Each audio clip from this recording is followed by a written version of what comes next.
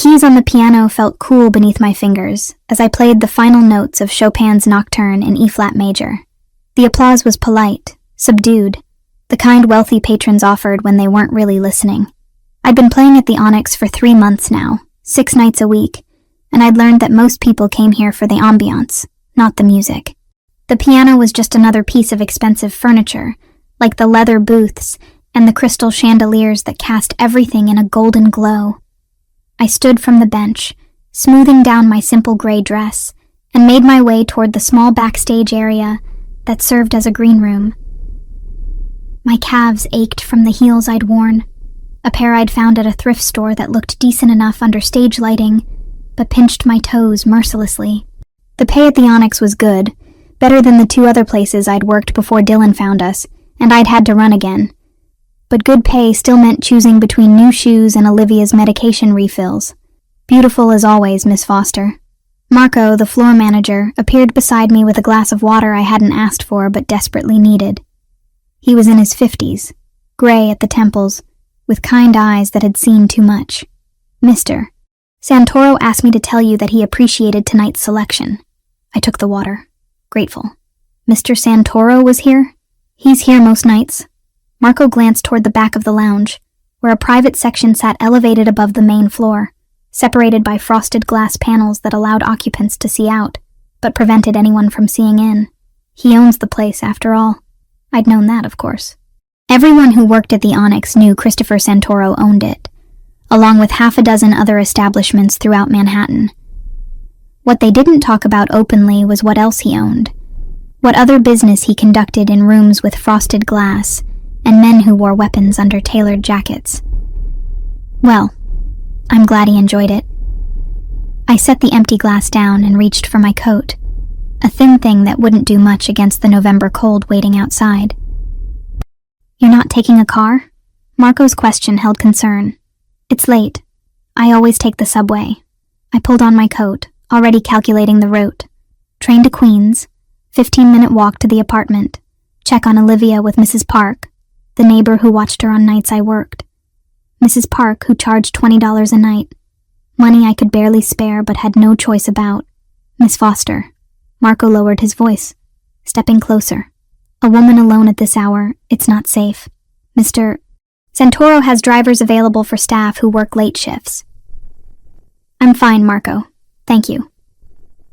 I slung my purse over my shoulder and headed for the service exit, the one that led to an alley instead of the main entrance where valets parked cars worth more than I'd earn in 5 years.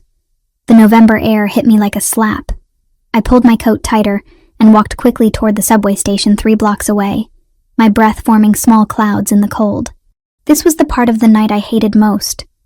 The walking alone through dark streets. The hypervigilance that never quite left me, even though I'd been in New York for 4 months, and Dylan hadn't found us yet. The apartment in Queens was silent when I finally pushed through the door at midnight. Mrs. Park met me in the narrow hallway, gathering her things. She had good night, Mrs. Park said in her accented English. Ate all her dinner, did homework, went to bed at 9. Any fever? I asked, handing her the $20 bill I'd folded into my pocket before leaving for work. No fever. She is good girl. Mrs. Park patted my arm with maternal affection that made my throat tight. You look tired, Megan. You work too much. I'm fine. The lie came easily now, worn smooth by repetition. Thank you for watching her. After Mrs. Park left, I locked the door, checked the lock twice, then wedged the rubber doorstop underneath for good measure. Habits from a life I was trying to leave behind but couldn't quite escape. I moved quietly through the apartment, checking on Olivia in her small bedroom. She slept curled on her side. Blonde curls spread across the pillow, her breathing deep and even. The sight of her peaceful face made something in my chest ache. 7 years old. She should be worrying about homework and cartoons, not lupus flares and hospital visits. But life didn't care about should. I retreated to the bathroom, the only place in the apartment where I could close a door and know I wouldn't wake her. The shower was barely warm, the hot water heater in this building unreliable at best. But I stood under the spray anyway, letting it wash away the smell of expensive cologne and cigar smoke that always clung to me after a night at the Onyx. When I finally stepped out, I caught my reflection in the mirror, 29 years old, but the face looking back at me seemed older, tired. My mother's eyes stared back at me, the same blue that Olivia had inherited, but lined now with exhaustion that no amount of concealer could hide. That's when the tears came, as they did most nights, silent, shoulders shaking, one hand pressed against my mouth to muffle any sound. I cried for Olivia's illness, for the $8,000 hospital bill that had arrived yesterday, for the experimental treatment her doctor recommended that insurance wouldn't cover. I cried for the piano career I'd abandoned, for the conservatory degree gathering dust in a storage unit somewhere in Boston, for the life I'd imagined before Dylan and his fists and his threats. And I cried because I was so tired, and there was no end in sight, and I didn't know how much longer I could keep all the pieces from falling apart. When the tears finally stopped, I washed my face with cold water, dried it with a threadbare towel, and went to bed. Tomorrow I had 3 private piano lessons scheduled in the afternoon before my evening shift at the Onyx, and I was supposed to finish transcribing sheet music for an online seller who paid $2 per page. Sleep was a luxury I couldn't afford to waste. But sleep didn't come easily. I lay in the dark, listening to the sounds of the building settling, sirens in the distance, the couple upstairs arguing in muffled Spanish. My mind ran through numbers, the same calculation I did every night. Rent, $1,800. Utilities, $200. Groceries, $300 if I was careful. Olivia's medications, $400. Mrs. Park, $400 a month. Student loan payment, $250. The hospital bill, $8,000 I didn't have. The Onyx paid $1,200 a week. Private lessons brought in maybe $400. Sheet music transcription another $200 if I worked fast. It still wasn't close to enough, especially not with the experimental lupus treatment Dr. Reeves had mentioned, the one that cost $15,000 and might give Olivia a chance at remission. $15,000. I might as well have been asked to fly to the moon. My phone buzzed on the nightstand, the screen lighting up the dark room. Unknown number. My heart stuttered. Fear immediate and visceral. Dylan.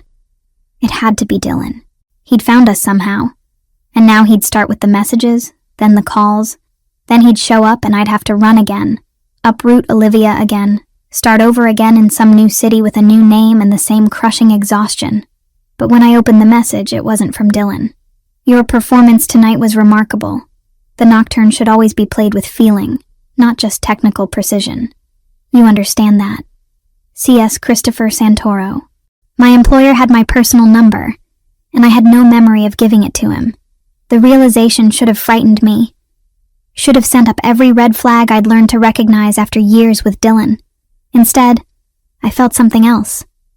Not quite relief, but close to it. Acknowledgement, maybe. Someone had actually listened to the music, not just heard it. I stared at the message for a long moment, then set the phone down without responding.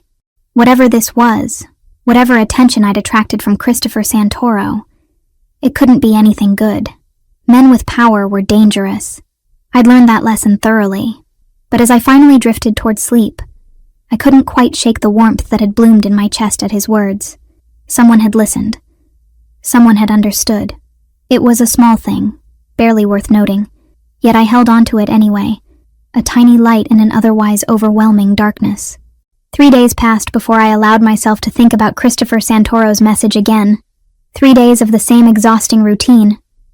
Wake at 6, make breakfast for Olivia, get her ready for school, take the subway to my first piano lesson in Manhattan, then the second, then the third, grab something cheap to eat, transcribe sheet music for 2 hours at a coffee shop where the Wi-Fi was free, then head to the Onyx for my evening shift. Play until midnight, take the subway home, check on Olivia, cry in the bathroom, sleep too little, repeat.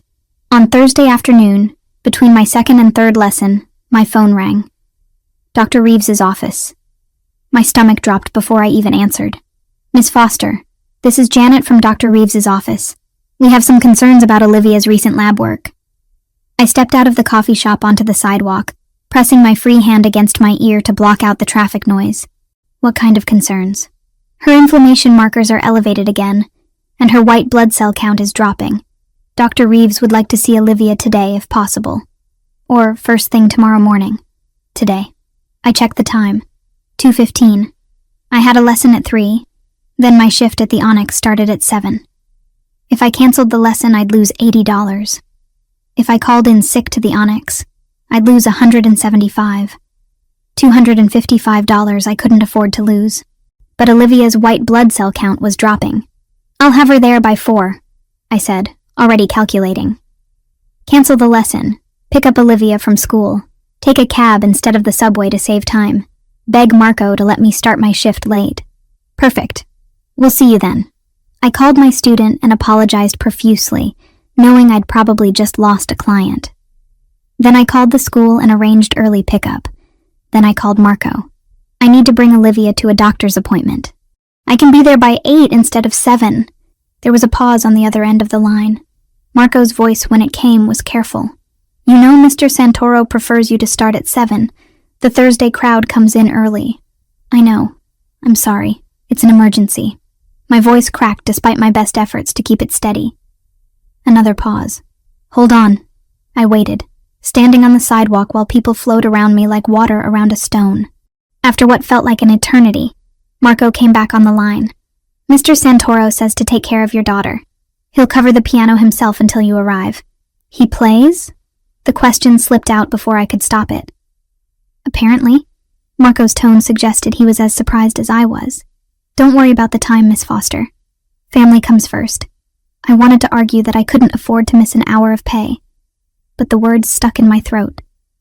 Instead, I managed, Thank you. Tell him thank you. The appointment was worse than I'd feared. Dr. Reeves, a woman in her 50s with gray hair and gentle hands, examined Olivia thoroughly, while I sat in the plastic chair and tried not to let my daughter see how terrified I was. The lupus is progressing more aggressively than we hoped, Dr. Reeves said after Olivia had been sent to the waiting room with a nurse and a lollipop. The current medication regimen isn't controlling the inflammation adequately. We need to consider more aggressive treatment options, like the experimental treatment you mentioned before.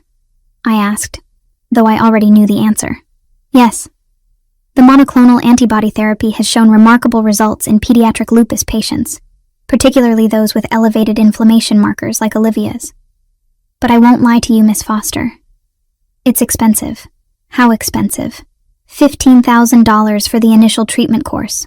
After that, maintenance doses every 3 months at around $3,000 each. The numbers hit me like physical blows. $15,000. $3,000 every 3 months. $12,000 a year. Just for the experimental treatment, not counting her regular medications, doctor visits, lab work. How long before we need to make a decision? My voice sounded distant, like it belonged to someone else. 2 weeks, maybe 3. After that, we risk permanent organ damage, particularly to her kidneys. Dr. Reeves leaned forward, her expression sympathetic but firm. I know this is overwhelming. There are programs that might help with costs. Let me have my office manager give you some information. The office manager was kind and efficient and utterly useless. The programs she mentioned all had waiting lists of 6 months or more, or required income levels even lower than mine, or had already exhausted their funding for the year. I left the office with a folder full of pamphlets I'd never have time to read, and a prescription for a medication that would buy us a few more weeks at best. Olivia held my hand on the subway, unusually quiet. She knew something was wrong. 7 years old, and she'd already learned to read the tension in my shoulders, the tightness around my eyes. Are you sad, Mommy? She asked as we swayed with the movement of the train. Just tired, sweetheart. I squeezed her hand gently. But you're going to get better. I promise. It was a lie.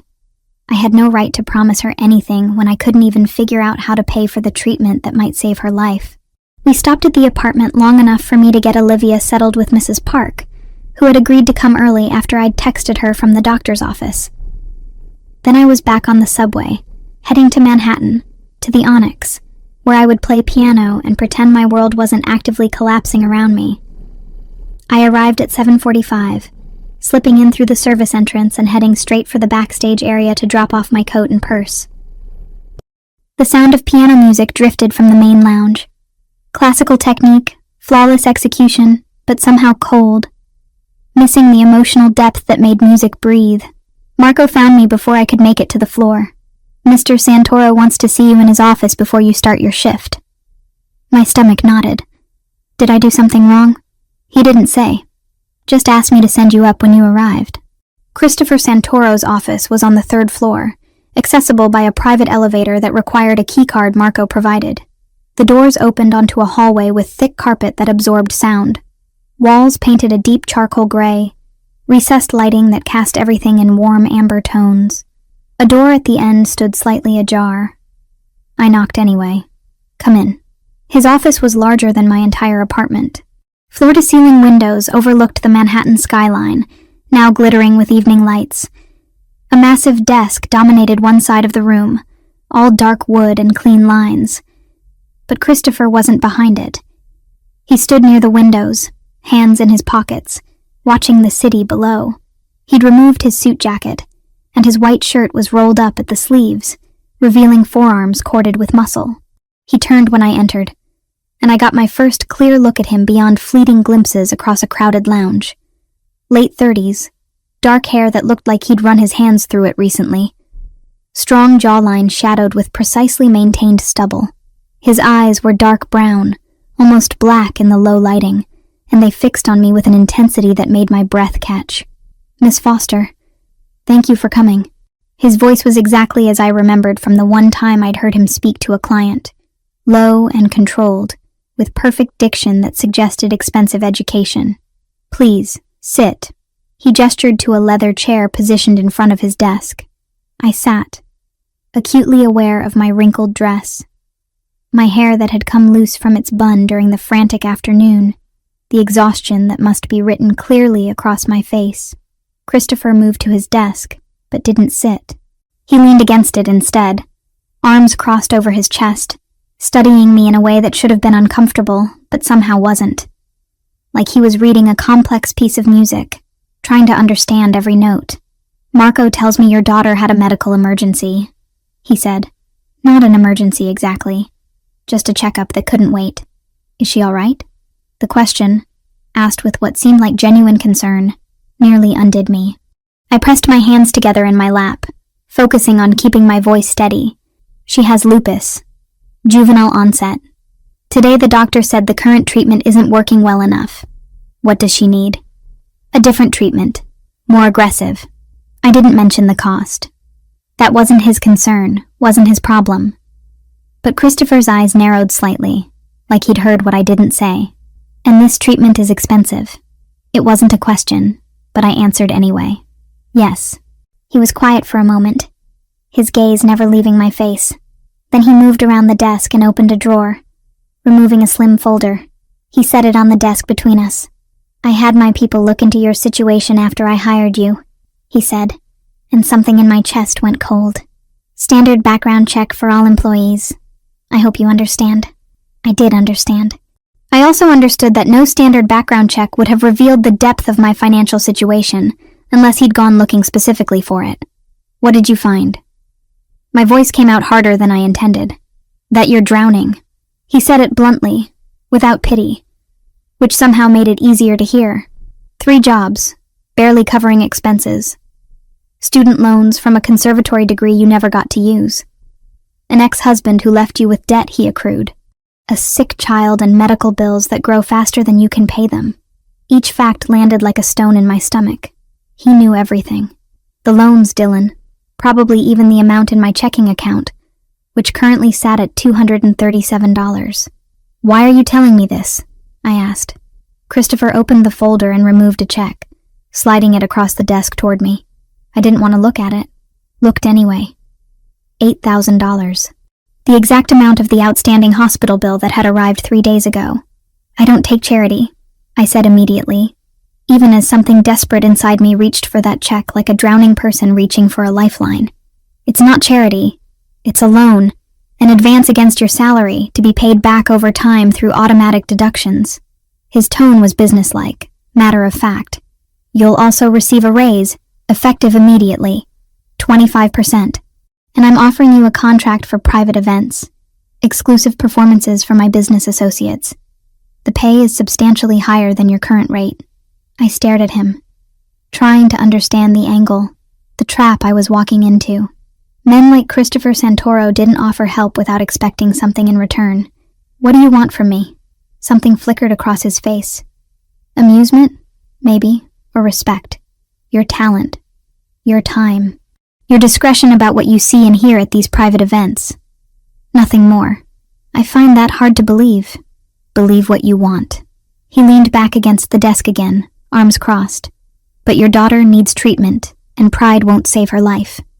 So you can accept my offer and give Olivia a chance, or you can refuse and continue drowning while convincing yourself you're maintaining your independence." The words were brutal in their accuracy. I wanted to argue, to tell him he had no right to judge my choices, to throw his check back in his face. But Olivia's face swam in my vision. Olivia, who deserved a childhood free from pain, who shouldn't have to grow up wondering if her mother's pride would cost her everything. "Why do you care?" I asked quietly. "You don't know me. You don't know Olivia. Why does this matter to you?"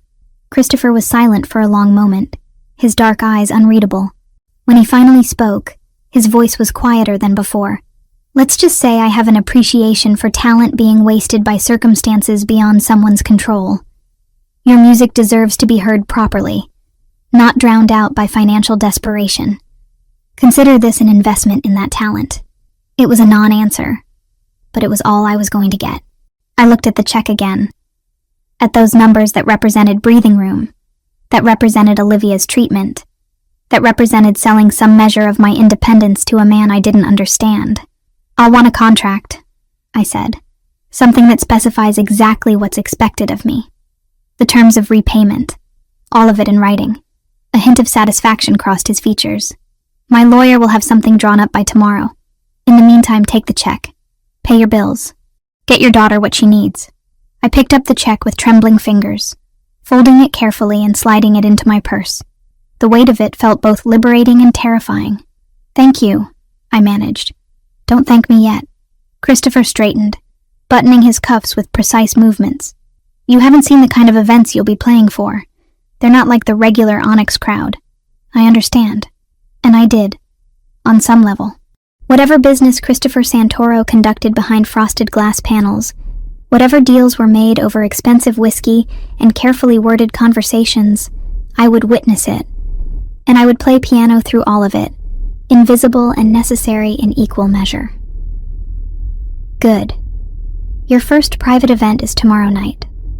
Marco will give you the details." He moved toward the door, then paused. "And Miss Foster? Your daughter is lucky to have someone who fights so hard for her." Then he was gone, leaving me alone in his office with a check for $8,000 and the unsettling feeling that I'd just made a deal I didn't fully understand. But Olivia would get her treatment. That was all that mattered. Everything else I'd figure out as I went. 3 weeks had passed since I'd signed Christopher Santoro's contract. 3 weeks of depositing his check, scheduling Olivia's experimental treatment, and playing piano at events that confirmed everything I'd suspected about the nature of his business. The men who gathered in private rooms above the Onyx spoke in careful euphemisms, but I understood enough. Shipments, territories, problems that needed solving. I kept my eyes on the keys and my expression blank, exactly as the contract specified. The money helped more than I wanted to admit. With the hospital bill cleared and Olivia's first treatment dose scheduled for Monday, I'd been able to cut back on the transcription work and one of my private lessons. Not all of them. I wasn't foolish enough to put all my dependence on Christopher's arrangement, but enough that I could breathe slightly easier. Enough that I'd managed 3 full nights of sleep this week instead of my usual fragmented hours.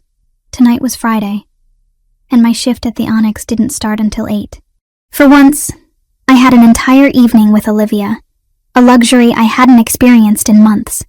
We'd made spaghetti together, her standing on a stool to help me stir the sauce, chattering about her day at school and the art project she was making, watching her smile, seeing color in her cheeks that hadn't been there a month ago, made every compromise worth it. After dinner, we curled up on the couch with a book.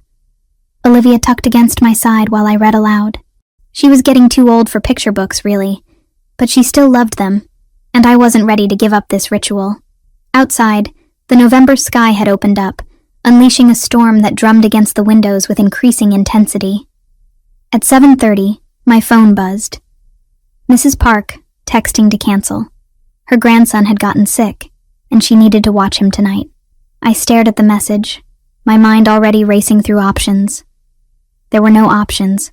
My other backup sitter had moved to New Jersey last month. I didn't know my neighbors well enough to ask them to watch a 7-year-old for 5 hours.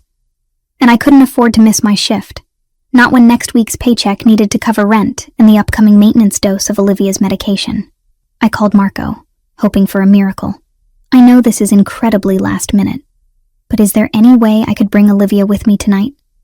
My sitter just canceled, and I have no one else. Bring her to the Onyx? Marco's doubt was evident. Megan, you know that's not really appropriate. She'll stay in the green room. She has homework to do, and she's good at keeping herself occupied. Please, Marco. I wouldn't ask if I had any other choice. There was a long pause. Let me check with Mr. Santoro. I waited, watching Olivia color at the kitchen table, completely oblivious to the panic tightening my chest. When Marco called back, his tone was carefully neutral. Mr. Santoro says it's fine for tonight, but she stays in the green room, and you'll need to keep the door locked from the inside. Relief flooded through me. Thank you. I promise she won't be any trouble. Olivia was delighted by the unexpected adventure. She chattered the entire subway ride about how she'd never been to Mommy's work before. Wasn't it exciting? Would there be other kids there? I didn't have the heart to explain that the Onyx wasn't the kind of place where children belonged, that I was breaking some unspoken rule by bringing her into Christopher Santoro's world. We arrived at 7:50. Marco met us at the service entrance, his expression softening when he saw Olivia in her pink jacket, clutching her backpack full of homework and coloring books. This must be the famous Olivia, he said, crouching down to her level. Your mom talks about you all the time. Olivia beamed. She does? All the time. You're a very special little girl. Marco straightened, gesturing toward the back hallway. Come on, I'll show you where you can set up. The green room was small but comfortable, with a worn sofa, a coffee table, and a mini fridge that hummed quietly in the corner. I helped Olivia spread out her homework on the table, made sure she had water and the granola bars I'd packed, and kissed the top of her head. I'll be right out there playing piano. If you need anything, you come find Marco, okay? Don't wander around by yourself. Okay, Mommy. She was already absorbed in her math worksheet, pencil moving carefully across the page. I locked the door from the inside as Marco had instructed, then made my way to the piano. The Friday crowd was just starting to arrive, well-dressed men and women who moved with the confidence of money and influence. I settled onto the bench and began to play, losing myself in Debussy's Clair de Lune. An hour passed, then 2. During my break, I checked on Olivia. She'd finished her homework and moved on to coloring, humming quietly to herself. Everything was fine, except at 10:30, when I glanced toward the green room during a piece. The door stood open. My hands fumbled the notes, and I had to recover quickly before anyone noticed. The door was definitely open, and Olivia was definitely not visible inside. Panic seized my throat. I forced myself to finish the song, then stood and walked as calmly as I could toward the back hallway. Marco intercepted me before I'd gone 10 steps. Your daughter isn't in the green room. I know, I saw. Where is she? My voice came out higher than intended. I don't know. I was helping the bartender with something, and when I came back to check on her, the door was open and she was gone. Marco's professional composure had cracked, revealing genuine worry beneath. I've got people looking, but we haven't found her yet. How long has she been missing? The room tilted slightly, and I grabbed Marco's arm to steady myself. 10 minutes, maybe 15. 15 minutes. Olivia had been wandering around the Onyx alone for 15 minutes. A bar frequented by criminals, by dangerous men, by people who wouldn't hesitate to use a child if they saw an advantage in it. I'd brought her here. I'd locked her in a room and left her alone, and now she was gone. I need to find her. I started toward the main lounge, but Marco caught my shoulder. Let security handle it. They know the building better than you do. She's my daughter. I pulled free, moving into the crowded lounge. The piano sat abandoned, and a few patrons glanced at me curiously, but I didn't care.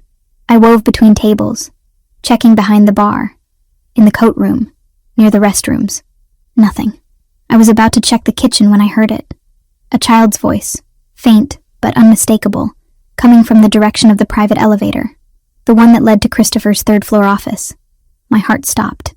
I ran toward the sound, taking the stairs 2 at a time since I didn't have a key card for the elevator. The third-floor hallway was empty, except for 2 security guards who looked startled by my appearance. I didn't slow down, didn't explain, just pushed past them toward Christopher's office.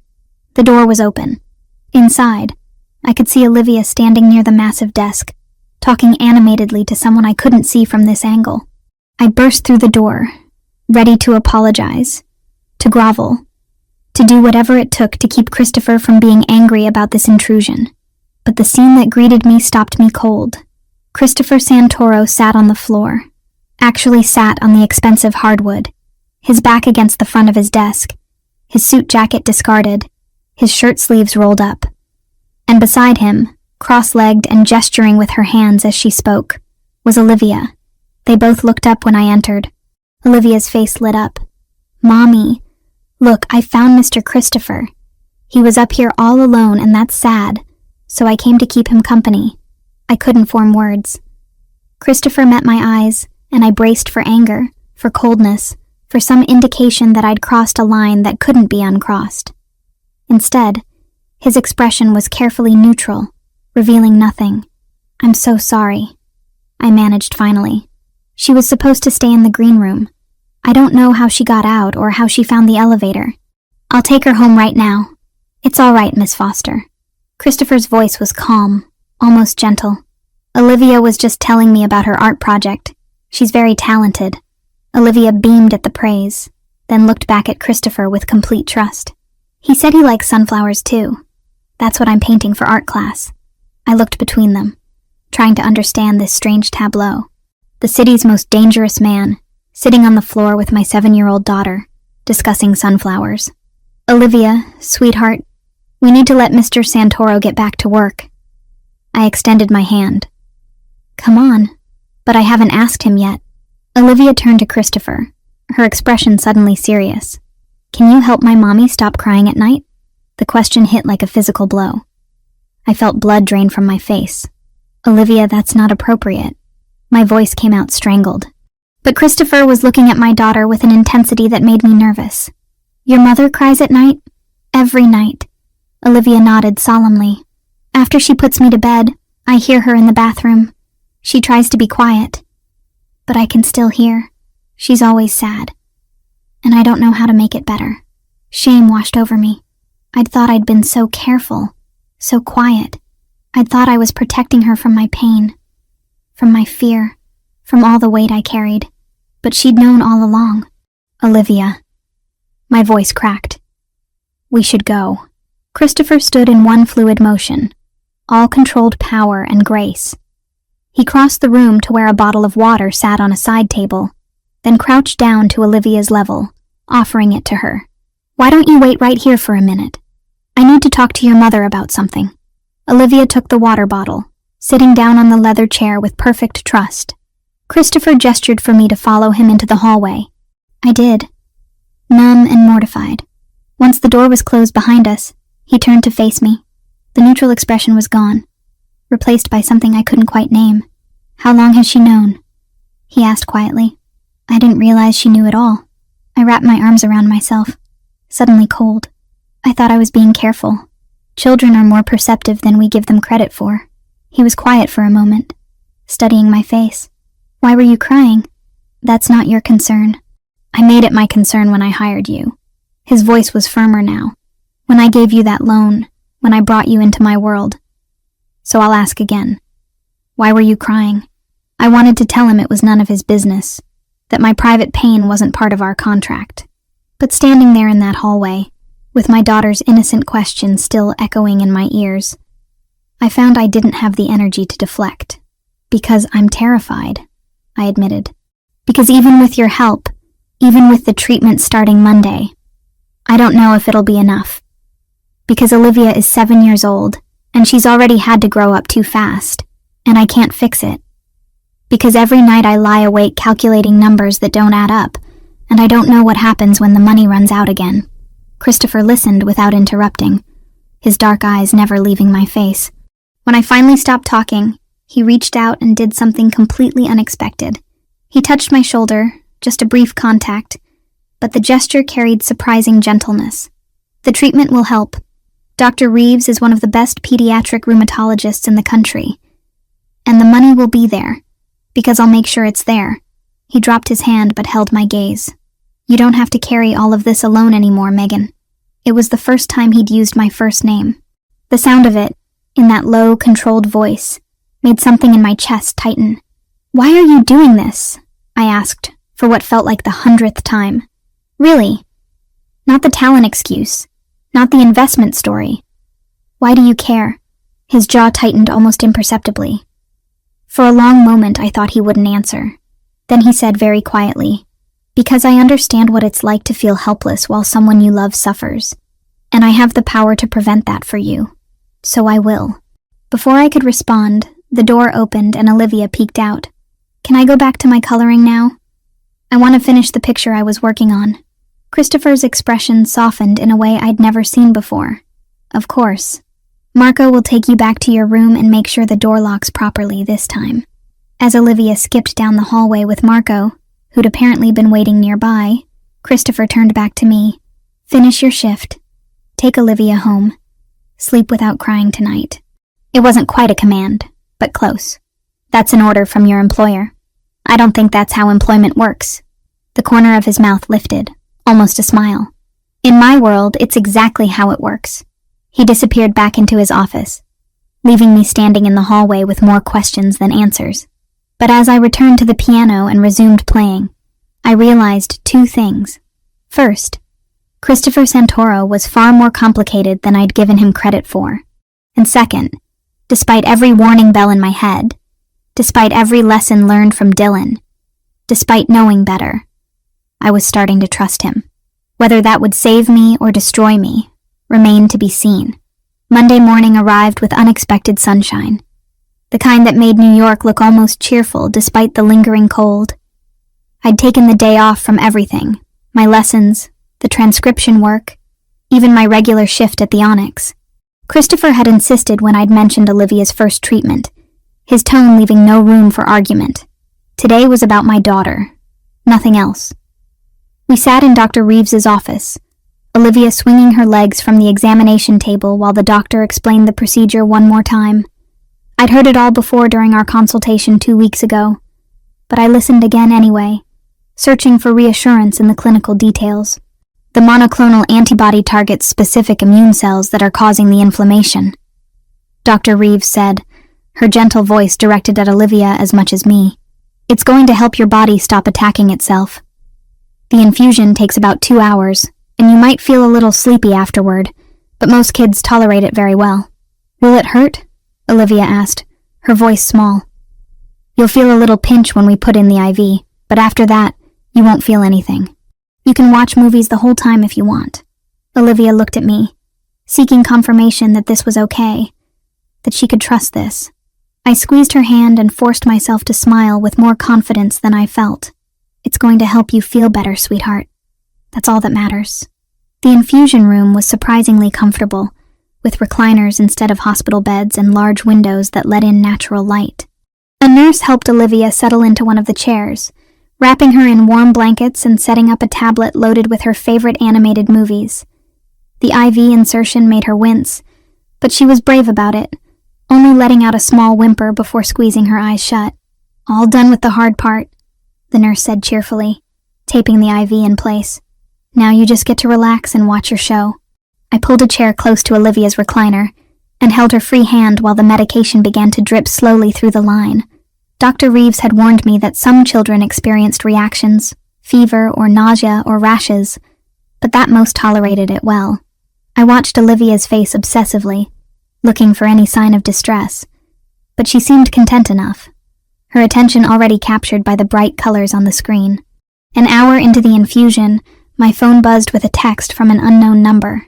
I checked it carefully, always wary now of communications from people I didn't recognize.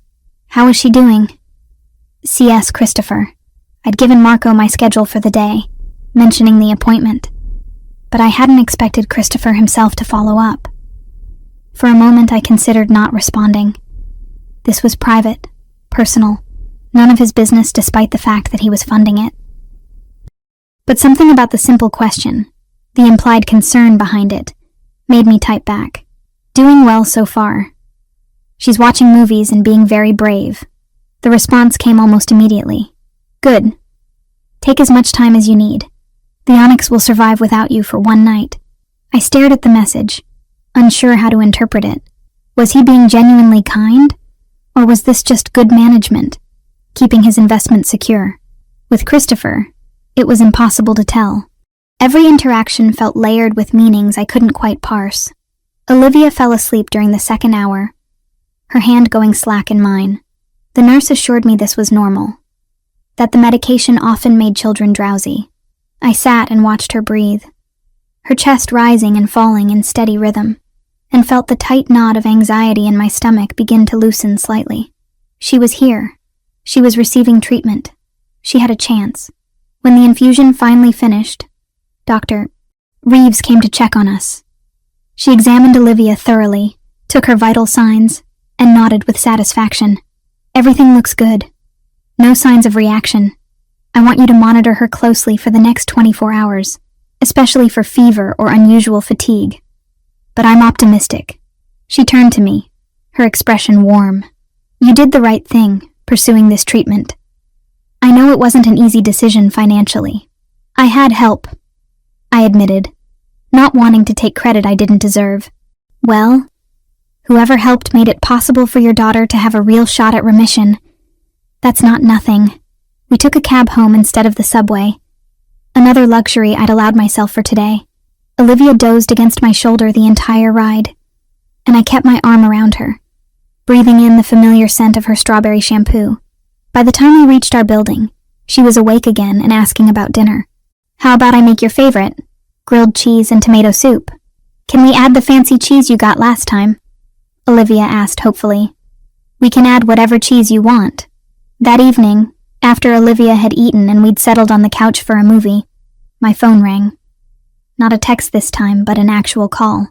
Christopher's name appeared on the screen. I hesitated, then answered. Hello. How is she? His voice was quieter than usual, less commanding. Sleeping soundly. The infusion went well. No complications. I kept my voice low, not wanting to wake Olivia, who was curled against me. Good. A pause. I need to speak with you about something. Not tonight. You should rest. But soon. My stomach tightened. What is it? Nothing bad, he said quickly, reading my tension. A proposition. But it needs to be discussed in person, where we can't be overheard. Christopher, if this is about renegotiating the contract, I'm not sure I can handle more obligations right now. It's not about the contract. It's about your safety, yours and Olivia's. His tone had shifted, become more serious. I received some information today that concerns me. Information about your ex-husband. Ice flooded my veins. Dylan? What about him? Not over the phone. Can you come to my office tomorrow evening? Bring Olivia if you need to. I'll make sure she's entertained. I wanted to demand answers immediately, to know what information he'd received and why it concerned my safety. But I also recognized the wisdom in his caution. Phone calls could be intercepted, recorded, overheard. What time? 6. Marco will make sure you can come straight up. After we hung up, I sat in the dark apartment with Olivia warm against my side and tried to quell the rising panic. Dylan. I'd been so careful, had covered my tracks when I left Boston, had used cash for the security deposit on this apartment, had kept my phone number unlisted. How had he found us? And more importantly, what did Christopher know about it? Sleep eluded me that night despite Christopher's earlier order. I lay awake running through scenarios, each more frightening than the last. Dylan showing up at Olivia's school. Dylan waiting outside the Onyx. Dylan breaking into our apartment while we slept. I'd left him because his controlling behavior had escalated into something darker, something that made me fear for my safety and Olivia's. The final straw had been the night he'd grabbed my arm hard enough to leave bruises, screaming about money I'd spent on Olivia's medication without asking his permission first. I'd packed our things the next day while he was at work and disappeared, 4 months ago, and I'd thought we were safe. Apparently I'd been wrong. Tuesday evening, I dressed Olivia in her favorite purple sweater and took her with me to the Onyx as Christopher had suggested. Marco met us at the service entrance, his expression carefully neutral, but his eyes concerned. "Mr. Santoro is expecting you." "I'll take Olivia to the green room. We've set up some new art supplies for her." "I get new art supplies?" Olivia's face lit up, momentarily dispelling my anxiety. "Mr. Santoro thought you might like them," Marco said, smiling at her enthusiasm. I watched them disappear down the hallway, then took the elevator to the 3rd floor. My hands were trembling slightly as I walked toward Christopher's office. The door stood open, and he was waiting inside, standing by the windows as he often seemed to do. He turned when I entered, and I was struck again by the controlled intensity he carried with him. He'd removed his suit jacket and loosened his tie, the first time I'd seen him looking even slightly casual. "Thank you for coming." He gestured to the sitting area, 2 leather chairs positioned near a low table. "Please, sit." I sat, my spine rigid with tension. "What information did you receive about Dylan?" Christopher settled into the chair across from me, his posture relaxed but his expression serious. "My people keep tabs on certain individuals who might pose a threat to my business or my associates. You became an associate when you signed my contract. As part of that, I had them run periodic checks on your ex-husband, just to ensure he wasn't becoming a problem. And he's become a problem." It wasn't a question. He's been making inquiries. Discreet ones, but inquiries nonetheless. He hired a private investigator 2 weeks ago, someone with a reputation for finding people who don't want to be found. The investigator tracked you to New York and has been narrowing down the area. It's only a matter of time before he pinpoints this neighborhood. The room tilted slightly. "How much time?" "A week.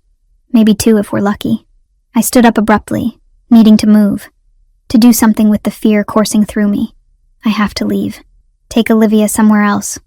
Start over again. That's one option. Christopher's voice remained calm. It's also a temporary solution. He found you once. He'll find you again. Men like Dylan don't stop until they're forced to stop. Then what do you suggest? I turned to face him, anger mixing with fear. I can't fight him. I don't have the resources, the connections. I'm just trying to keep my daughter safe and healthy. Christopher stood, closing the distance between us in 3 strides. He stopped just short of touching me, but I could feel the heat radiating from him. You let me handle Dylan. Permanently. The word hung between us, heavy with implication.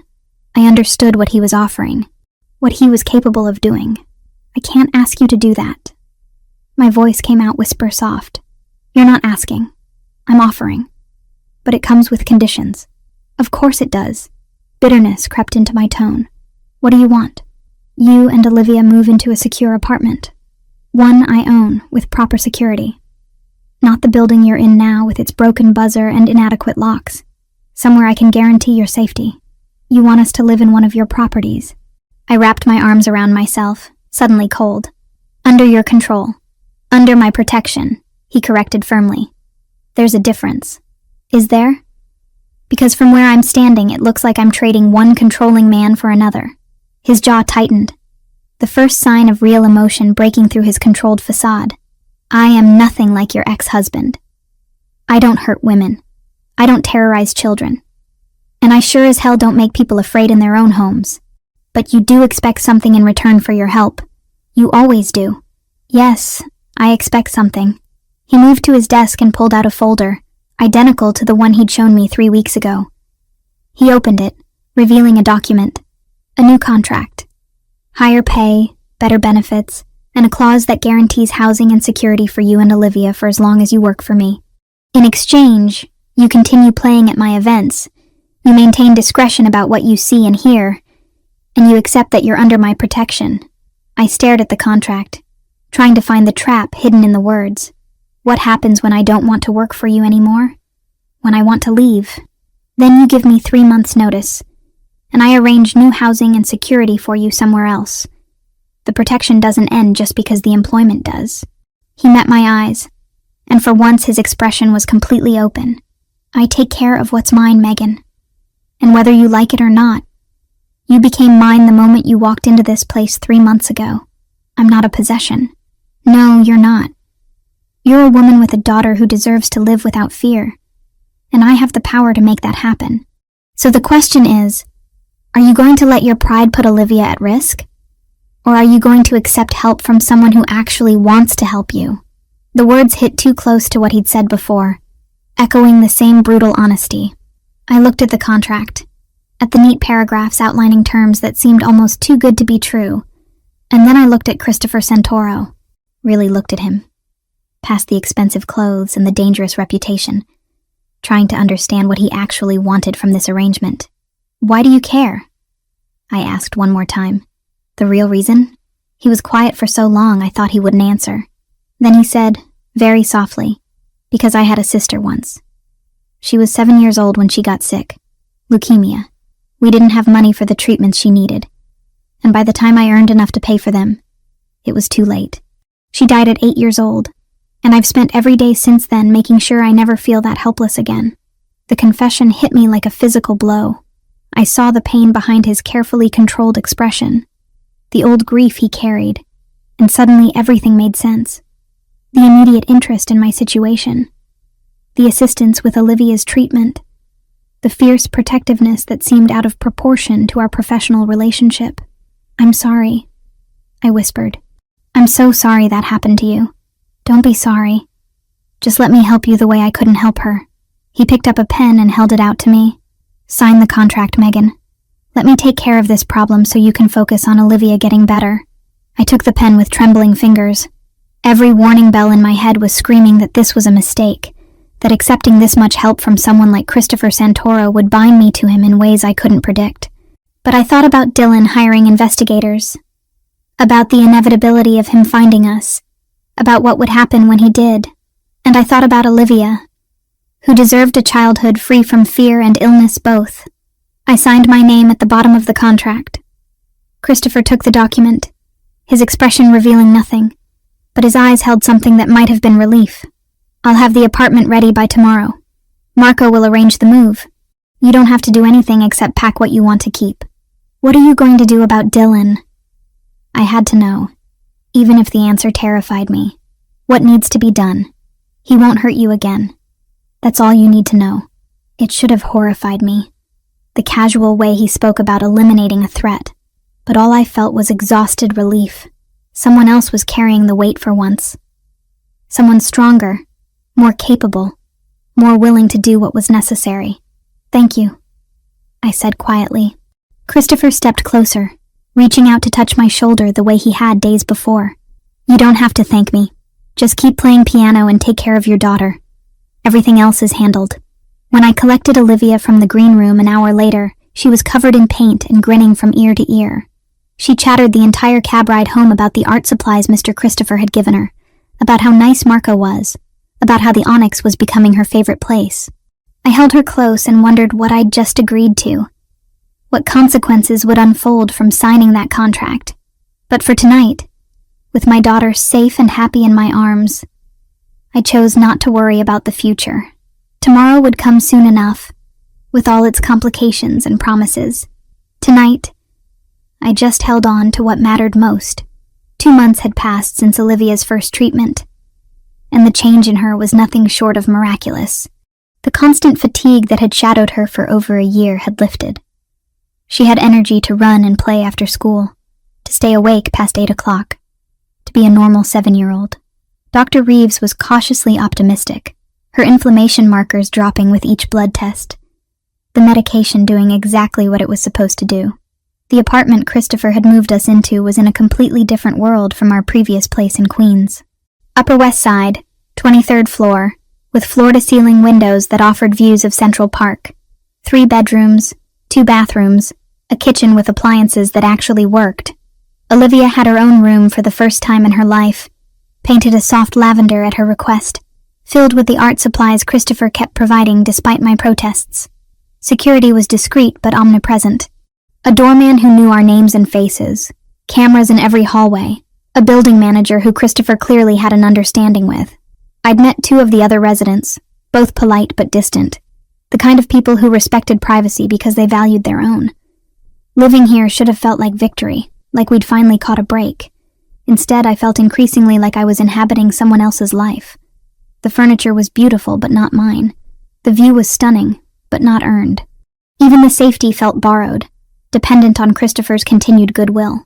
I'd kept my remaining private piano lesson, the one with Mrs. Hartley on Thursday afternoons. She was 72, partially blind, and still played with more passion than most conservatory students. I needed that lesson for myself, needed one piece of my professional life that existed outside Christopher's influence.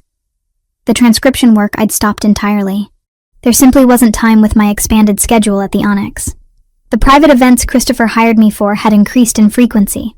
2 or 3 times a week now, I'd play in rooms full of dangerous men conducting dangerous business. I'd learned to recognize the hierarchies, the power dynamics, the subtle threats disguised as friendly conversation.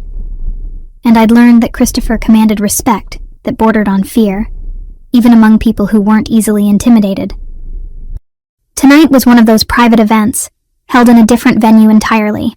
Christopher owned a restaurant in Tribeca called Luciano's, and twice a month he hosted dinners there for what Marco carefully termed international business associates. I'd been playing at these dinners for the past month, positioned near enough to provide ambiance but far enough to seem invisible. Marco had picked me up at 6, as had become routine. Olivia was with a new babysitter, a woman named Sarah, who Christopher's people had apparently vetted extensively. Sarah was in her 40s, former nurse, lived 2 floors down in our building. Olivia adored her, which made accepting this particular arrangement easier. The restaurant was already busy when I arrived. Regular dinner service in full swing on the main floor. But I was directed to the private dining room on the 2nd level, accessible only by a separate staircase that was monitored by 2 men who nodded to me in recognition. The room was smaller than the private spaces at the Onyx, more intimate. A single long table dominated the center, already set with crystal and china that caught the candlelight. The piano was a baby grand positioned in the corner, its rich mahogany finish gleaming. I'd played this particular instrument before and loved it.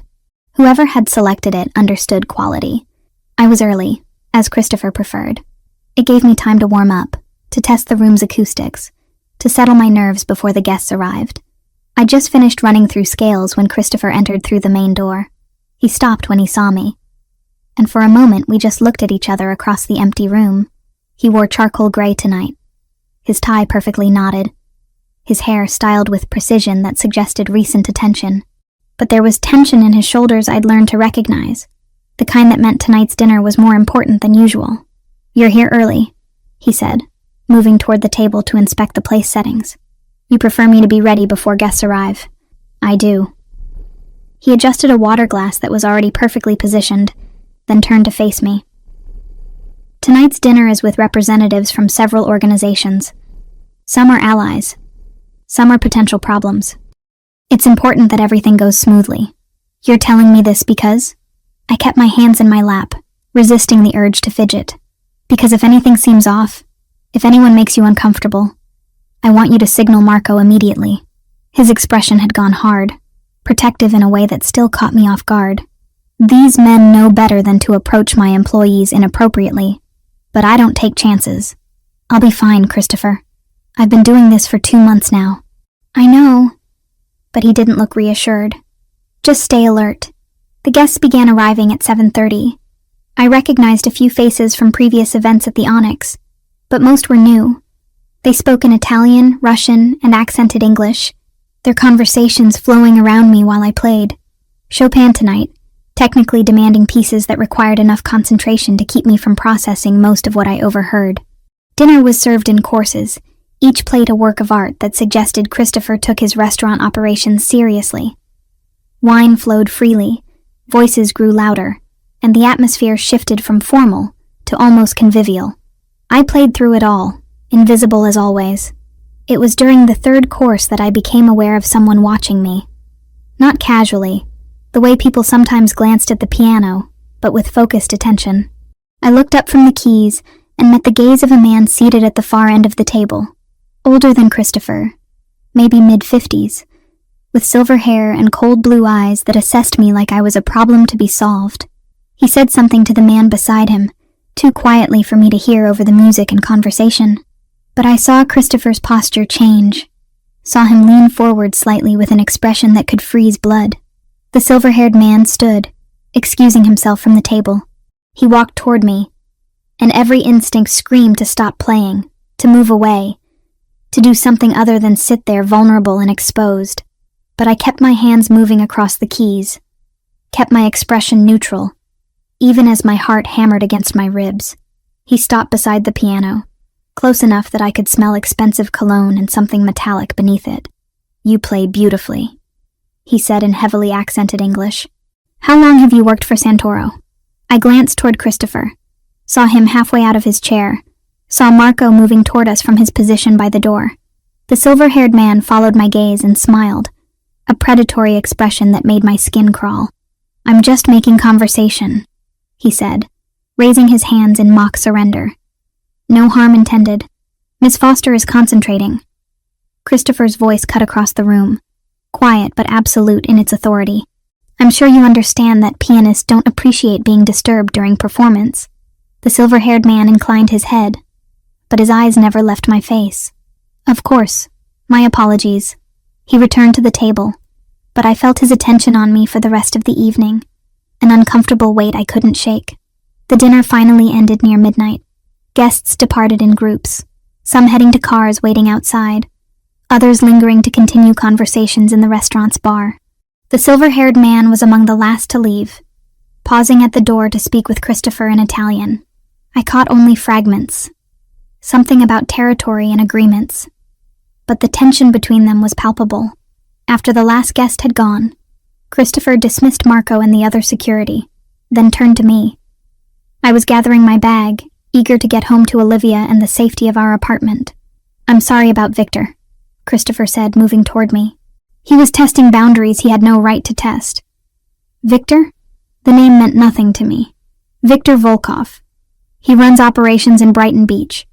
We have an understanding, but he enjoys pushing limits." Christopher's jaw tightened. "He won't approach you again. Is he dangerous?" I asked, though I already knew the answer. Everyone at that table was dangerous.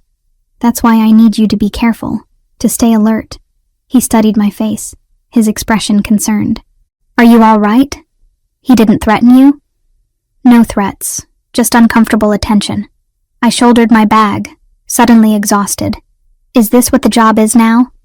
Playing piano while dangerous men decide whether or not to respect your rules? This is what the job has always been. You've just become more visible. He moved closer, close enough that I had to tilt my head back to maintain eye contact. "If this is too much, if you want out of the private events, say so. I'll adjust the contract." I almost laughed. "And lose the income that's paying for Olivia's treatment? No, I'll manage." "Megan." He said my name like it cost him something. "The treatment is covered regardless of whether you work private events.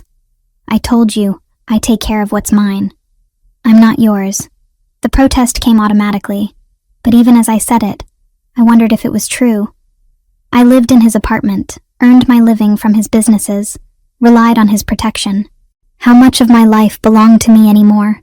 "Aren't you?" He reached out and tucked a strand of hair behind my ear, the gesture surprisingly gentle.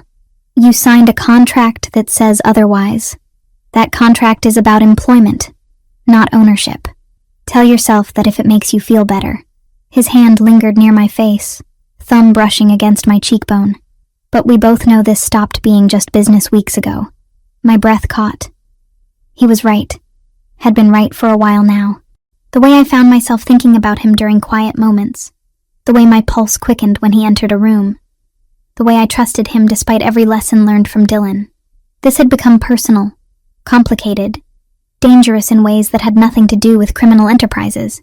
"Christopher, I meant it as a warning, as a reminder of all the reasons this was a terrible idea, but his name came out softer than intended, almost an invitation."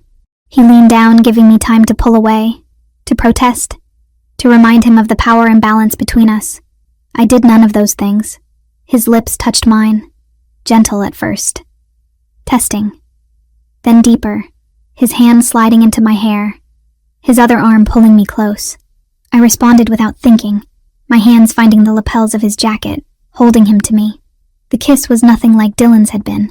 Dylan's kisses had always carried demands, expectations, the implicit threat of consequences if I didn't respond correctly. Christopher kissed me like he was learning me, memorizing the taste and feel of me, giving as much as he took. When we finally broke apart, I was breathless and trembling. Christopher rested his forehead against mine, his breathing as uneven as my own. "This is a mistake," I whispered. "Probably." He didn't move away. "Does it feel like a mistake?" It didn't. That was the problem. Being in Christopher's arms felt safe and dangerous and absolutely right, all at the same time. But mixing business with personal attachment never ended well, and I had Olivia to think about. Responsibilities that went beyond my own wants. "I need to get home," I said, forcing myself to step back. "Sarah's probably wondering where I am." Christopher let me go, but his eyes held promise of unfinished conversation. "Marco's waiting to drive you. I'll see you tomorrow night at the Onyx." "Tomorrow night," I agreed, then fled before I could change my mind and return to his arms. In the car, I pressed my fingers to my lips, still feeling the pressure of his kiss. Marco glanced at me in the rearview mirror but said nothing, his expression carefully neutral. He'd probably seen this pattern before, women who got involved with Christopher Santoro and paid prices I couldn't yet imagine. But as we drove through Manhattan's late-night streets, I couldn't bring myself to regret what had happened.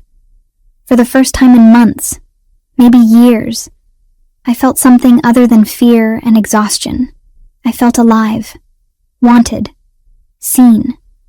Whatever consequences came from this, I'd face them when they arrived. For tonight, I'd allow myself this one moment of happiness, this one taste of something that might be dangerous but felt remarkably like hope. The call came on a Wednesday afternoon, 3 weeks after Christopher and I had kissed in the private dining room at Luciano's. We hadn't discussed what had happened, hadn't repeated it, but the awareness hummed between us constantly now. Every glance carried weight.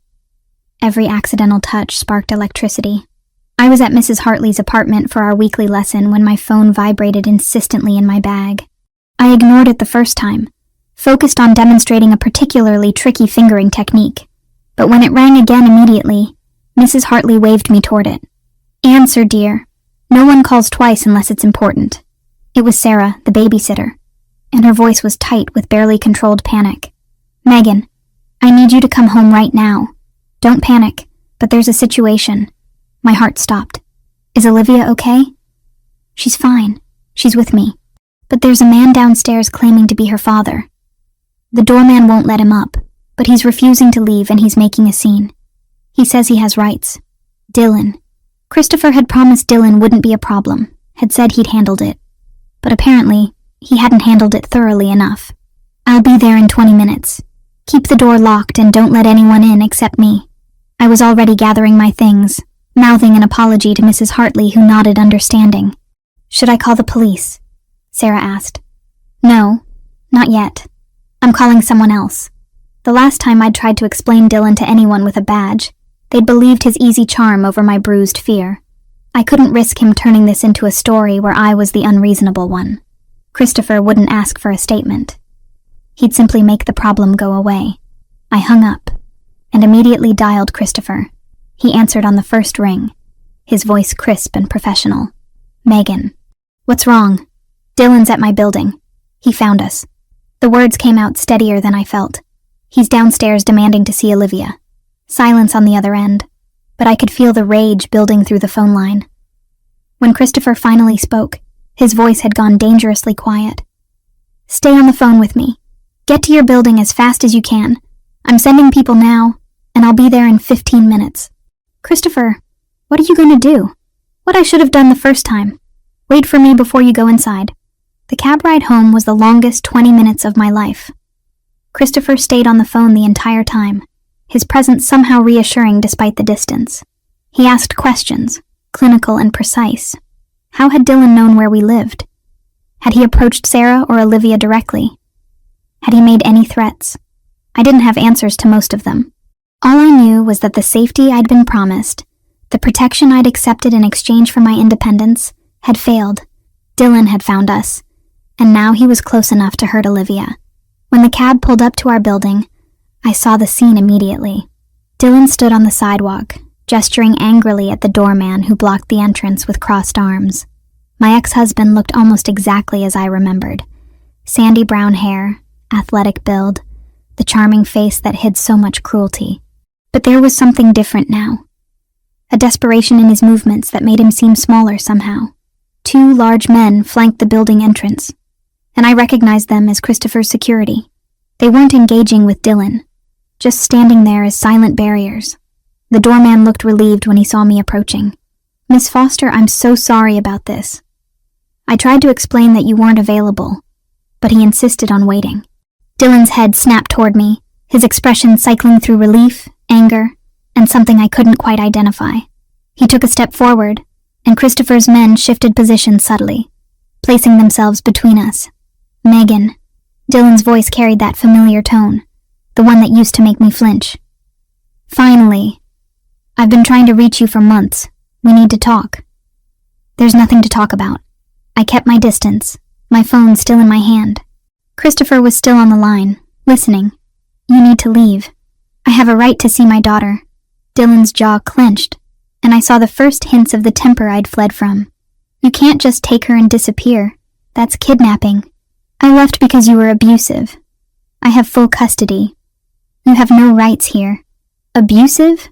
He laughed, sharp and bitter. "I provided for you. I gave you everything, and you repaid me by stealing my child. She's not your child. You signed away parental rights 2 years ago, when you didn't want to pay child support." The lie came smoothly, born from months of fear. Dylan had never officially been Olivia's father. He'd been in our lives for 2 years, had acted like a father when it suited him, but there were no legal ties binding him to her. Dylan's face darkened. "That's not true, and you know it. Leave, Dylan, or I'll have you arrested for harassment." "By who? These thugs?" He gestured at Christopher's security. "I know what you're doing, Megan. I know who you're working for now. Christopher Santoro, right? The mob boss? You think he's better than me? You think he won't hurt you eventually?" A black car pulled up to the curb, and Christopher emerged before it had fully stopped. He moved with purpose, buttoning his jacket as he approached. Dylan's bravado faltered visibly when he saw him. Christopher stopped beside me, close enough that our shoulders touched. His presence radiated controlled danger, the kind that didn't need to be announced. "You must be Dylan." Christopher's voice was conversational, almost friendly. "I've heard a great deal about you. And you're Santoro." Dylan tried to match his confidence, but fell short. "The man who's been keeping my family from me." "Your family?" Christopher's eyebrow raised fractionally. "That's an interesting claim, considering you have no legal relationship to the child in question and a documented history of domestic violence." "I never hit her." "No. You just grabbed her hard enough to leave bruises, screamed at her until she was afraid to speak, controlled every dollar she spent and every decision she made. That's not violence?" Christopher's tone remained pleasant, but something lethal lurked beneath it. "Let me be very clear about something, Dylan. Megan and Olivia are under my protection. That means if you come near them again, if you contact them in any way, if you even think about them too loudly, I will know. And you won't like what happens next." Dylan swallowed hard, his face flushing. "You can't threaten me. I'll go to the police." "Please do. I'm sure they'll be very interested in the outstanding warrant for credit card fraud in Massachusetts, or the unpaid child support from your first marriage, or the restraining order your ex-girlfriend filed last year that you violated 3 times. Christopher smiled, cold and humorless. "I did my research, Dylan. You're not nearly as clean as you'd like Megan to believe." I stared at Christopher, shocked by the thoroughness of his investigation. Dylan's face had gone pale, confirming every accusation. "How did you—" Dylan started, then stopped. "I have resources. I use them to protect what's mine." Christopher's hand found the small of my back, a possessive gesture that Dylan couldn't miss. "Now, you have 2 choices. You can leave New York voluntarily and never contact Megan or Olivia again. Or you can refuse, and I'll make sure every piece of information I've gathered finds its way to the appropriate authorities. Your choice. You can't do this. I absolutely can. The question is whether you're smart enough to accept the deal. Christopher's expression hardened. You have until the count of 10 to start walking. 1. Dylan looked at me desperate. Megan, please. You can't let him do this. 2. I just want to talk to you. That's all. Just 5 minutes. 3. I met Dylan's gaze and felt nothing. No sympathy, no guilt, no lingering attachment, just cold certainty that he needed to be gone. You should leave, I said quietly, while you still can. 4. Dylan backed away, his hands raised. This isn't over. You can't keep me away forever. 5. Christopher's men stepped forward. Dylan finally broke, turning and half running down the sidewalk toward the subway station. We watched him disappear around the corner, and only then did Christopher lower his count. He'll be gone by tonight, Christopher said, his voice returning to normal. I'm having him escorted to the bus station with a one-way ticket to Ohio. If he comes back, he'll regret it. I turned to face him fully. How did you know all that about him? The warrant? The ex-girlfriend? I told you I had people looking into him. They're thorough. He studied my face, concern replacing the cold efficiency he'd shown Dylan. Are you all right? I don't know. My hands were shaking now that the adrenaline was fading. I thought you'd handled this already. You said he wouldn't be a problem. I thought I had. His investigator found a lead I didn't anticipate. Christopher's jaw tightened. It won't happen again. I'm doubling security on this building, and I'm assigning someone to Olivia's school. This is my fault. The realization hit hard. I brought this into your life. The danger, the complications. Megan. He caught my face between his hands, forcing me to meet his eyes. You brought nothing but light into my life. Dylan is a problem I'm equipped to handle. Don't apologize for needing help. But this is what you do, isn't it? You solve problems with threats and force and resources most people don't have. And I'm just one more problem on your list. You're not a problem. His thumbs brushed across my cheekbones, the gesture achingly tender. You're the woman I can't stop thinking about. The one I want to protect because the thought of anything happening to you makes me lose my mind. The one who plays piano like she's pouring out her soul and makes me believe in things I thought I'd buried with my sister. My breath caught. Christopher, I love you. He said it simply, like it was the most obvious thing in the world. I've been in love with you since the night your daughter asked me to stop you from crying. Maybe before. And I know this is complicated, and probably inadvisable and definitely breaks about a dozen rules I've set for myself. But I don't care. I love you, Megan Foster, and I need you to know that before anything else happens. Tears spilled down my cheeks, hot and unexpected. This is crazy. We barely know each other. I know you cry in the bathroom so your daughter won't hear. I know you play Chopin when you're sad and Debussy when you're hopeful. I know you sacrifice everything for Olivia without a second thought. I know you're stronger than you believe, and braver than you realize. His forehead touched mine. I know enough. I'm scared. The admission came out barely above a whisper. I'm scared of needing you this much. Of what happens if this doesn't work. Of losing the little independence I have left. Then be scared. But be scared with me. Not alone. He kissed my forehead, then each cheek, tasting my tears. Let me love you, Megan. Let me take care of you and Olivia the way you deserve. Not because you're weak or incapable, but because you shouldn't have to carry everything by yourself anymore. I looked up at him. This dangerous man who'd inserted himself into my life and refused to leave, who'd paid for my daughter's treatment and protected us from threats I couldn't handle alone, who'd just confessed his love on a Manhattan sidewalk with all the sincerity of someone unused to vulnerability. I love you too, I heard myself say. I don't know when it happened or how, but I do. And it terrifies me. His smile transformed his face, chasing away the cold authority, and revealing something warm and genuine beneath. Good. We can be terrified together. He kissed me then, right there on the sidewalk with his security watching and pedestrians passing by. And for the first time in longer than I could remember, I felt safe, not just physically protected, but emotionally secure in a way I'd never experienced before. When we finally broke apart, Christopher kept his arm around me as we walked into the building. Sarah was waiting upstairs with Olivia, and I needed to make sure my daughter hadn't been frightened by Dylan's appearance. But as we rode the elevator up, Christopher's hand in mine, I felt the weight I'd been carrying begin to lift. Dylan was gone. Olivia was safe, and the man beside me loved me despite every reason why he shouldn't. Tomorrow would bring new complications, new challenges, new reasons to be afraid. But for tonight, I had this. And maybe, just maybe, it would be sufficient.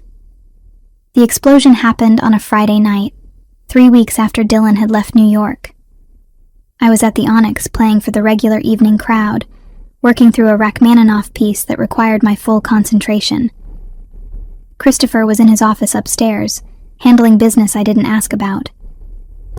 Olivia was home with Sarah, safe in our apartment. Then the world erupted in sound and chaos. The blast came from somewhere outside the building, powerful enough to rattle the windows and send several glasses crashing from the bar. The music died instantly as everyone reacted, patrons diving under tables, staff rushing toward exits. Training I didn't know I possessed took over. I stayed low, scanning for Christopher even as Marco appeared beside me, his hand on my shoulder. "Stay down. Don't move until I say so." More security poured into the lounge from hidden positions, weapons visible now in a way they never were during normal operations. Through the confusion, I saw Christopher descending the stairs, his expression cold and focused in a way that terrified me more than the explosion had. He reached me in seconds, pulling me up and toward the back hallway. "Are you hurt?" "No, I'm fine." "What happened?" "Car bomb. Across the street." His jaw was tight with barely controlled rage. It was meant as a message. A message from who? The Ndrangheta. Viktor Volkov's people. He was already moving, pulling me toward the service exit where a car waited, engine running. "Get in. We're getting you somewhere safe." "Christopher, wait." "Olivia." Panic seized my throat. "Is she okay? Is Sarah with her?" He had his phone out before I finished speaking, pressing it to his ear while opening the car door. "Marco, confirm that Foster's apartment is secure. I want eyes on the daughter and the sitter now." We climbed into the back seat, and the car pulled away from the curb immediately. Christopher kept his arm around me, solid and reassuring even as his attention remained on the phone. After what felt like an eternity, but was probably less than a minute, he nodded. "They're both fine. Building security has been doubled, and I'm sending additional people to your floor." He finally looked at me, his expression softening slightly. "Olivia's safe, Megan. I promised you that, and I meant it. This is because of me." The realization hit with crushing weight. Because you helped me. Because you protected us from Dylan. Now your business is under attack. This has nothing to do with you. Christopher's voice was firm. This is about territory and power, and old grudges that predate you by years. Viktor has been looking for an excuse to test my boundaries. He chose tonight. But the timing. I couldn't shake the feeling that my presence in Christopher's life had somehow catalyzed this violence. 3 weeks after Dylan, and suddenly your club is being bombed? The timing is Viktor's miscalculation, not your fault. He pulled me closer, his hand cupping the back of my head. "Listen to me carefully. You are not responsible for the actions of violent men. You didn't cause this, and you won't be a casualty of it. I won't allow it." The car pulled up to our building, where I could see at least 6 of Christopher's security positioned at various points. The doorman looked shaken but unhurt. Christopher guided me inside and up to the apartment, where Sarah met us at the door. Olivia clutched against her side. "Mommy!" Olivia ran to me, and I scooped her up, holding her tight enough that she squirmed. We heard a loud noise. Sarah said it was probably just construction, but it was really loud. "Just an accident, sweetheart. Everything's okay." I looked at Sarah over Olivia's head. "Thank you for keeping her calm." "Of course." Sarah's eyes were wide, and I could see she understood this was far more serious than construction. "Should I stay?" Christopher answered before I could. "That would be appreciated.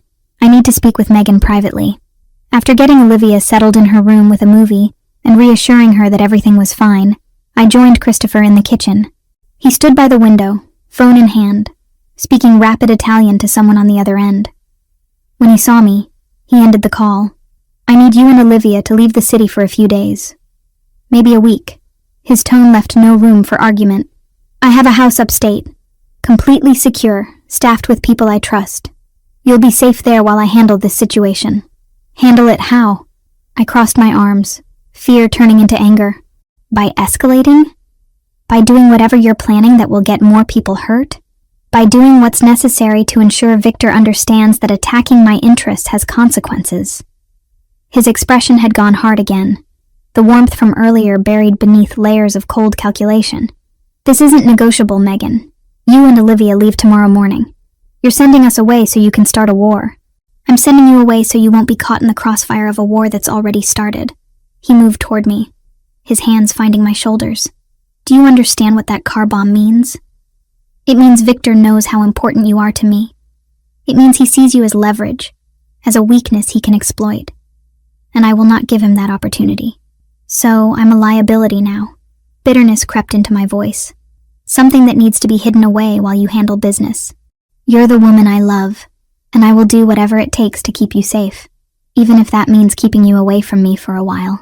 His fingers tightened slightly on my shoulders. "I've already lost my sister to circumstances I couldn't control. I won't lose you to circumstances I can control." The raw pain in his voice made my anger deflate. I reached up and covered his hands with mine. "What are you going to do?" I asked quietly. "What I should have done the first time Victor disrespected my territory. I'm going to remind him why people fear the Santoro name." He pulled me against his chest, his arms wrapping around me. "But I need to know you're safe first. Please, Megan, go upstate. Give me a week to resolve this." I thought about Olivia, about the life we'd built here, about the treatment schedule that couldn't be interrupted. She has a doctor's appointment on Tuesday. Her second treatment dose. "I'll arrange for Dr. Reeves to meet you at the house. The treatment can happen there." He pulled back enough to see my face. "I've thought of everything. All you have to do is say yes." What choice did I really have? Stay here and risk Olivia being caught in whatever violence Christopher was planning? Pretend that car bomb was an isolated incident that wouldn't be followed by something worse? I'd learned enough about this world to know that attacks like tonight's didn't end with a single explosion. They escalated, and they targeted whoever seemed most vulnerable. "1 week?" I agreed finally. "But you stay in contact. I want to know you're all right. I promise." He kissed me, hard and desperate, like he was memorizing the taste of me. "I love you. Remember that, no matter what you hear over the next few days." The implication in those words sent ice through my veins. "Christopher, what are you planning?" "Nothing you need to know the details of." He released me and stepped back, his expression closing off. "Pack what you and Olivia need. The car will be here at 6 tomorrow morning. Sarah will go with you if you want the company." That night, I lay awake listening to Olivia breathe in the next room, and Christopher move around the apartment making phone calls in Italian that I tried not to translate. When he finally came to bed near 3 in the morning, I held him tight, feeling the tension in every muscle. "Don't get yourself killed," I whispered into the darkness. "That's not the plan." His hand stroked through my hair, soothing. "Sleep, love. Tomorrow will be easier than tonight." He was wrong about that. Tomorrow was worse, because it meant leaving him behind to face whatever consequences came from declaring war on the Ndrangheta. But I didn't argue. I packed our things, got Olivia ready with promises of a surprise vacation, and climbed into the black SUV that waited at exactly 6 o'clock. Christopher kissed me goodbye in the lobby, in front of his security and the doorman and anyone who might be watching. A claiming kiss, possessive and public, that marked me as his in a way that couldn't be misunderstood. 1 week, he said against my lips. Then I'm bringing you home. The drive upstate took 3 hours. The house Christopher had mentioned turned out to be a compound, nestled in the Catskills with views of mountains and forests that seemed impossibly far from Manhattan's chaos. Staff greeted us warmly, showing us to rooms that were comfortable without being ostentatious. Olivia was delighted by the change of scenery, running through rooms and exploring with Sarah trailing behind her. I stood at the window of my assigned bedroom and stared at the trees, wondering what Christopher was doing right now. Planning? Meeting with associates? Preparing for violence I couldn't even imagine? My phone buzzed with a text. You made it safely? Yes, the house is beautiful. Olivia loves it. Good. I'll call when I can. Don't worry. Don't worry. As if that was possible when the man I loved was about to do something that might get him killed or imprisoned or worse. I set the phone down and went to find Olivia, focusing on being present for her while my mind stayed in New York with Christopher. The week that followed was the longest of my life. Christopher called twice a day, his conversations brief and carefully neutral, clearly aware that phones weren't secure. He never mentioned specifics, never told me what was happening, but I heard the exhaustion in his voice, the strain he tried to hide. Dr. Reeves did arrive on Tuesday as promised, bringing everything needed for Olivia's treatment. The infusion went smoothly, and Olivia tolerated it even better than the first time. Small victories in the midst of larger chaos. On Thursday, I woke to find news reports about a warehouse fire in Red Hook. Suspected arson. No casualties. Building owned by a company with ties to organized crime. I stared at the screen of my phone, knowing without confirmation that Christopher was responsible. Friday brought reports of arrests. 6 men associated with the Ndrangheta, taken into custody on various charges. The news didn't mention Christopher, but I knew his fingerprints were all over it somehow. Saturday, the phone calls stopped. I tried calling Christopher and got voicemail. Tried texting and got no response. Panic built in my chest. Visions of him hurt or captured or dead filling my mind. Marco wouldn't answer either. The security at the compound assured me everything was fine, that silence was expected during certain operations, but their reassurances did nothing to calm my fear. Sunday morning, a car pulled up the drive. Christopher emerged, looking exhausted but whole, and relief hit me so hard I nearly collapsed. I ran to him, and he caught me, holding on like he'd been drowning and I was air. "It's over," he said into my hair. "Victor and his lieutenants have been neutralized. The Ndrangheta is pulling back from New York. You can come home." I pulled back to look at his face, searching for signs of injury. "Are you hurt?" "No. Tired, but not hurt." He cupped my face gently. "I kept my promise. I handled it. And now you're safe. What did you do?" I needed to know. Needed to understand what he'd sacrificed to protect us. What needed to be done. His expression was carefully controlled. Victor tried to expand into territory he had no claim to. I reminded him of boundaries. We reached an understanding. The careful phrasing told me everything I needed to know. Blood had been spilled, though Christopher had been careful to keep his own hands clean enough to avoid legal consequences. Men had been hurt, or killed, or driven from the city. And he'd done it all to keep Olivia and me safe. "Thank you," I said quietly, knowing the words were inadequate but needing to say them anyway. "You don't thank me for this." His voice was rough. "You never thank me for violence, even when it's necessary." But I did thank him, in the way I held him, in the way I kissed him when Olivia wasn't looking, in the way I chose to stay despite knowing exactly what kind of man he was and what he was capable of, because love didn't exist in neat categories. It didn't separate the good from the bad, the acceptable from the unconscionable. It simply existed, messy and complicated and necessary, binding us together through choices both of us would have to live with. We went home that afternoon, back to Manhattan and the life we'd built together. And if I woke sometimes in the night thinking about car bombs and warehouse fires, Christopher was there to hold me until the fear passed.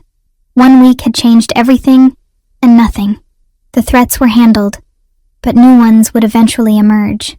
For now, though, we had peace. And I'd learned to take peace wherever I could find it. 3 months after the warehouse fire and the arrest that followed, life had settled into something that resembled normalcy. Dylan hadn't resurfaced. Christopher's people still checked in from time to time, but every report said the same thing. My ex-husband was still in Ohio, too busy untangling his own legal problems to come hunting for us again. Sometimes I still woke, certain I heard his footsteps in the hallway, but the panic faded faster now, replaced by the quiet knowledge that he was far away, and we were, finally, hard to reach. Olivia's treatment was working better than anyone had dared hope. Her inflammation markers had dropped to near normal levels, and Dr. Reeves was cautiously using the word remission in our conversations. She'd gained weight, her cheeks filling out with healthy color. She ran and played without exhaustion, attended school without missing days for illness. She was, for the first time in 2 years, a normal 7-year-old child. I'd continued playing at the Onyx and at Christopher's private events, but something had shifted in how I approached the work. I no longer felt like I was just surviving, trading dignity for survival. Instead, I'd begun to see myself as Christopher saw me, a talented musician whose skill had value beyond mere functionality. He'd arranged for me to give a small recital at a gallery opening last month, my first public performance in years that wasn't background music. The response had been overwhelming, and I'd fielded 3 offers for future performances at venues that had nothing to do with Christopher's business. For the first time since Olivia's diagnosis, I could envision a future that extended beyond the next medical bill, the next crisis, the next impossible choice. I could imagine building a career again, establishing myself as a pianist in my own right, providing for Olivia through my talent rather than through dependence on anyone else. Christopher and I had fallen into a rhythm that worked despite its unconventionality. He spent most nights at our apartment, usually arriving after Olivia was asleep, but present for breakfast before she left for school. She'd grown attached to him in a way that both warmed and terrified me. She called him Chris now, asked his opinion on homework assignments, showed him her art projects with the same enthusiasm she'd once reserved only for me. One morning in early February, I woke to find him already dressed, sitting on the edge of the bed with his phone in hand. The early morning light coming through the windows cast his features in sharp relief, emphasizing the tension in his jaw. "What's wrong?" I asked, immediately alert. He set the phone down and turned to face me. "I need to ask you something, and I need you to really think about your answer." My stomach nodded. "That sounds ominous." "It's not. At least, I hope it's not." He took my hand, his thumb tracing circles against my palm. "I want you and Olivia to move in with me. Officially, permanently. Not just you staying at my place sometimes, but actually living together as a family." The words hung in the air between us. I sat up, pulling the sheet around myself, kneading the barrier while I processed what he was asking. "Christopher, we've only been together for 5 months. I know how long it's been. I've counted every day." His expression was serious, vulnerable in a way I rarely saw. "But I also know that what we have isn't typical. We didn't meet under normal circumstances. We didn't date conventionally. And we've already weathered crises that would break most relationships. So, why are we pretending that we need to follow some standard timeline? Because Olivia is involved? Because moving too fast could hurt her if this doesn't work out? And what about moving too slow? What about teaching her that love requires constant hedging, constant doubt, constant testing before commitment?" He moved closer, his free hand cupping my face. "I love you, Megan. I love Olivia. I want to wake up with you every morning, not just the mornings when it's convenient. I want to be there for her school plays and doctor's appointments and bad dreams. I want to be a family, not just 2 people who care about each other, but keep 1 foot out the door." Tears pricked my eyes. "You're asking for everything. I'm asking for what I should have asked for weeks ago." He kissed my forehead gently. "Move in with me. Let me be the father figure Olivia deserves. Let me take care of both of you. Not because you need taking care of, but because I need to be part of your lives in every way that matters." Where would we live?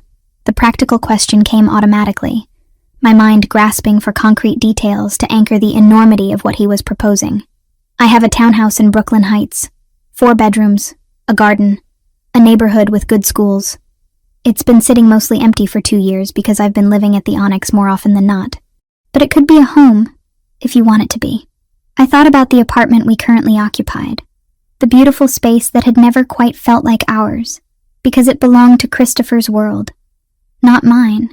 And I thought about what it would mean to choose a home together, to commit to building something permanent. "Can we see it first, before I give you an answer?" Relief flooded his expression. "Of course, whenever you want." We went that afternoon, the 3 of us. Olivia bounced excitedly in the backseat of the car, asking 1,000 questions about the new house, whether she'd have her own room, if there would be space for all her art supplies. Christopher answered each question patiently, his hand resting on my knee as Marco drove us across the bridge into Brooklyn. The townhouse was beautiful in a way that took my breath away. Red brick facade, wrought iron railings, a small front garden that would bloom with flowers in spring. Inside, hardwood floors gleamed in afternoon sunlight that poured through tall windows. The rooms were spacious, but not ostentatiously large, furnished with pieces that suggested someone had actually thought about comfort and livability rather than just displaying wealth. Olivia claimed the bedroom with the window seat immediately, declaring it perfect for reading. I walked through the space slowly, touching surfaces, imagining our lives unfolding in these rooms. The kitchen was modern and functional, perfect for the cooking I'd stopped doing in recent months. The master bedroom had an attached bathroom with a clawfoot tub that made me think of long soaks after stressful days. "What do you think?" Christopher asked, finding me in what could be a study or music room. Empty, except for a piano positioned near the window. "It's perfect." I ran my fingers across the piano keys, not pressing hard enough to make sound. Too perfect, maybe. Like it's waiting for us to ruin it, or waiting for us to make it real. He moved behind me, his arms circling my waist. This house has been empty too long. It needs voices, laughter, life. It needs you and Olivia. I leaned back against him, letting myself imagine mornings in that kitchen, evenings in that garden, nights in that bedroom. What happens when your business interferes? When you have to disappear for a week to handle situations like Victor? When Olivia asks questions about what you do and I don't have good answers? Then we deal with those situations as they come. Together.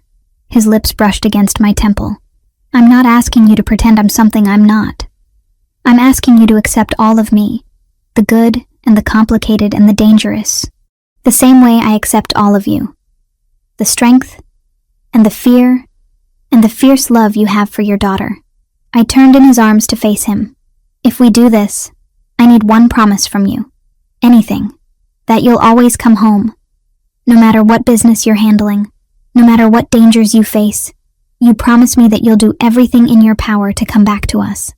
My voice cracked slightly, because Olivia has already lost one father figure. She can't lose another. His expression grew solemn. I promise. I will always find my way home to you. We moved in 3 weeks later.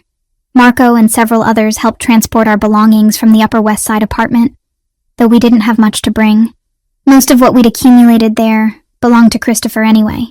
But my piano from the Onyx came with us, positioned in the music room where sunlight would touch it every morning. Olivia's art supplies found a home in a closet that had been converted into a studio space. My mother's jewelry box, the one thing I'd managed to keep through all our moves and fresh starts, sat on the dresser in the master bedroom. The first night in the townhouse, Christopher made dinner while Olivia and I unpacked kitchen boxes.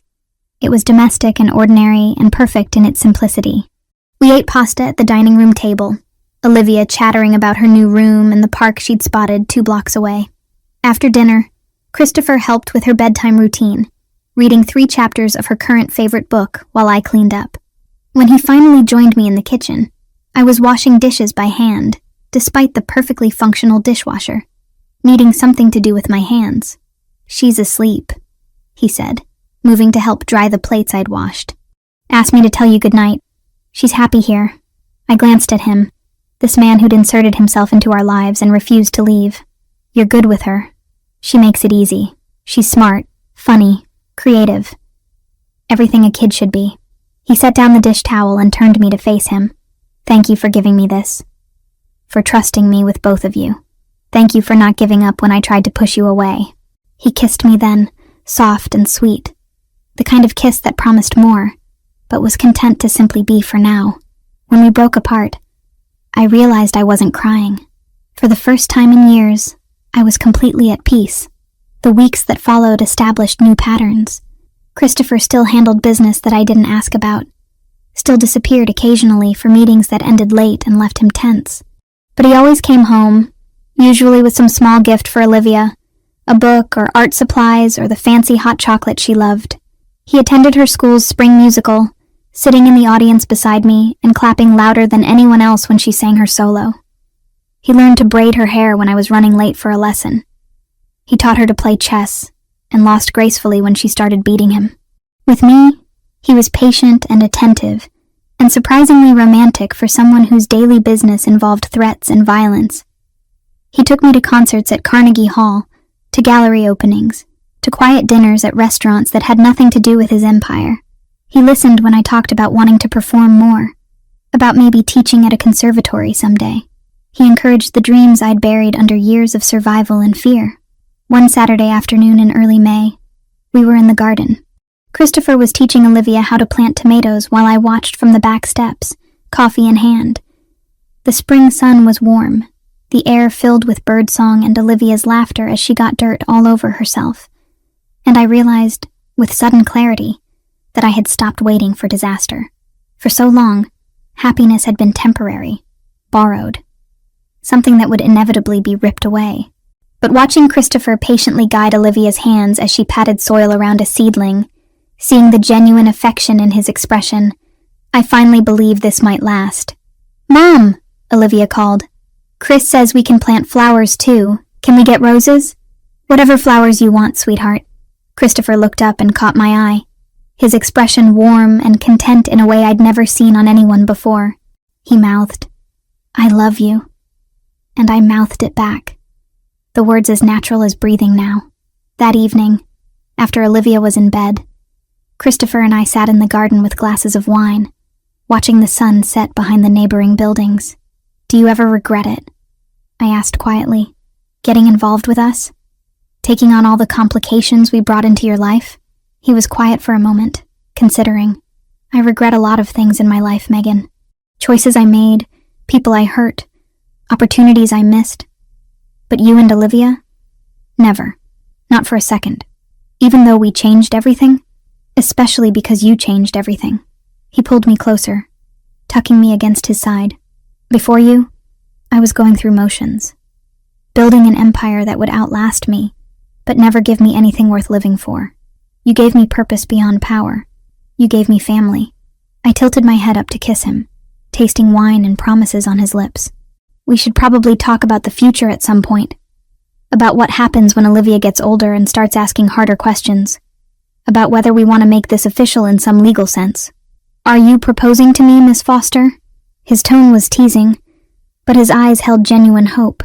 "Maybe I am. Eventually." I smiled against his mouth. "But not tonight.